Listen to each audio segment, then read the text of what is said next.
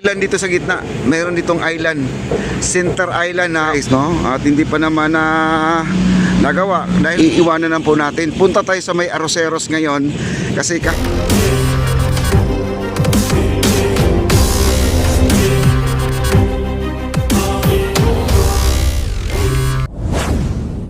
hey guys, oh, ito yung dating tinatambayan ng mga kabataan, yung ilalim ng tulay natin.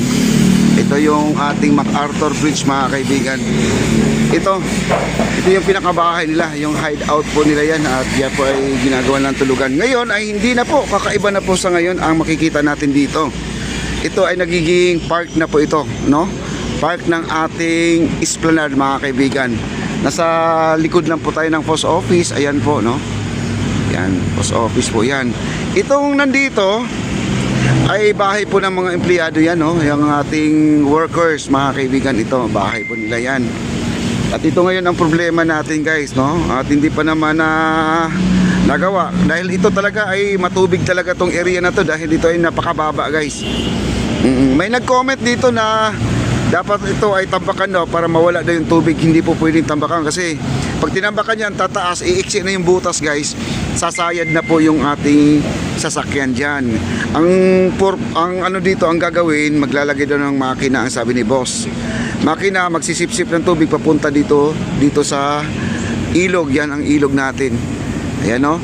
Kailangan mababa ang ilog kaysa nito, mga kaibigan, para mag-flow po ang tubig. Pero hindi po talaga hindi po talaga siya magpo-flow dahil ito ay mababa masyado, lalo kung high tide ang ating ilog. Wala po, hindi po makatanggal yung tubig na yan. Okay, dito na po tayo. Ito yung park, no? Magkakaroon tayo ng island dito sa gitna. Mayroon ditong island, center island na upuan na may mga tanim, mga kaibigan.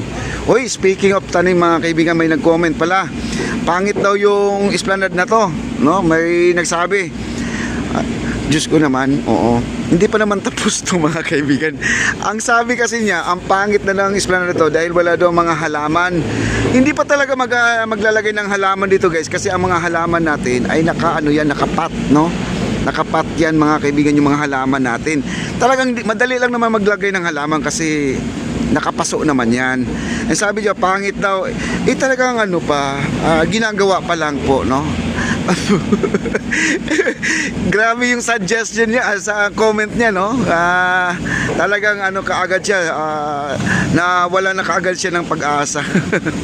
Hindi pa naman tapos to, guys, no? Sabi daw pangit daw kasi wala daw halaman. Parang pangit daw tignan, no? Ayan, guys, ang ating park. Ayan po ang ating puro vandalism, guys. So, ayan, no? Tapos yung ginagawang bahay dati, yan, no? Ginagawang bahay. Yan. Okay, likod lang po tayo ng post office yung nasunog, guys. Ngayon dito naman ay may mga ilaw na po tayo. Lahat ng ating mga lamppost may mga ilaw na. Mayroon tayong ilaw dito, lamppost na naiwan, may 4, no? Di ko lang alam kung ilan ang lamppost dito na ilalatag. Baka dito ay 4 lang din, no? 4 lang din. Ayan. Kasi may 4 na po dito nakabalandra. Ayan, oh. Yun. Wow, grabe. Ang ganda, guys, oh. Hindi tayo aapak dyan, guys, ha. Hindi tayo aapak. Iwasan po natin na madudumihan yan. At syempre naman, ang ating mga paa ay puro putik. Kagaya, guys, oh, inaapakan, oh. Yan. Oh, di ba? Pero ang kinis, guys, no? Kita nyo ang nakatagilid siya para yung pag umuulan, ang tubig diretso po doon sa butas, no? Oh, medyo siya. Hindi siya 360, mga 40 degree yata ang tawag niyan. Wow, grabe, ang ganda, oh. Wow. Ngayon pupunta po tayo doon sa may kabila, no? Sa may kabila po tayo. Ito, ayan po, at inumpisahan na po ni Kuya. Ito po ay maglalagay na po dito ng baluster. Baka bukas meron na po tayong ganito. Idudugtong na po natin. Yan, no? Meron tayong baluster at saka yung tinatawag natin na Miranda, yung yung pasimano, mga kaibigan, no? Wow.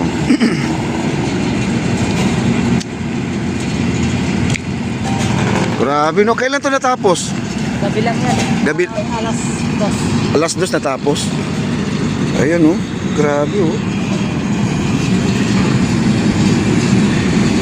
Oh.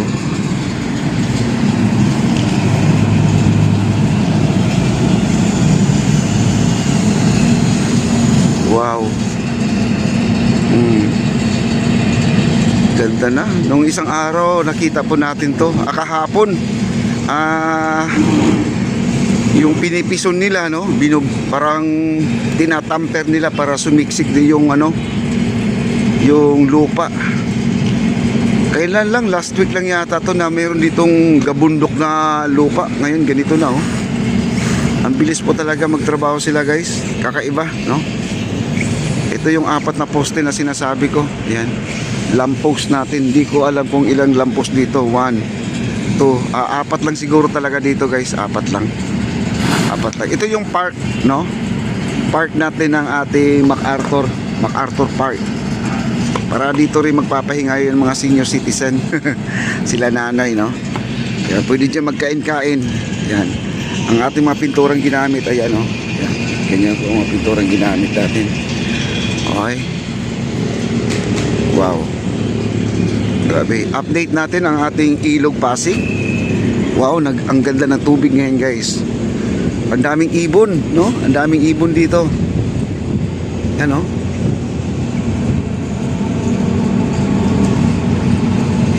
Sobrang baba po ang ating ilog. Sobrang baba. Lumabas na yung mga butas doon sa gilid, oh. Yun oh.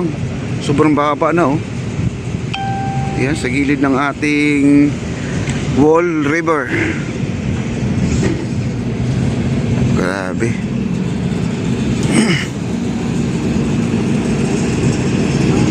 Sobrang linis guys, oh. Lalaki ng mga isda. Oh.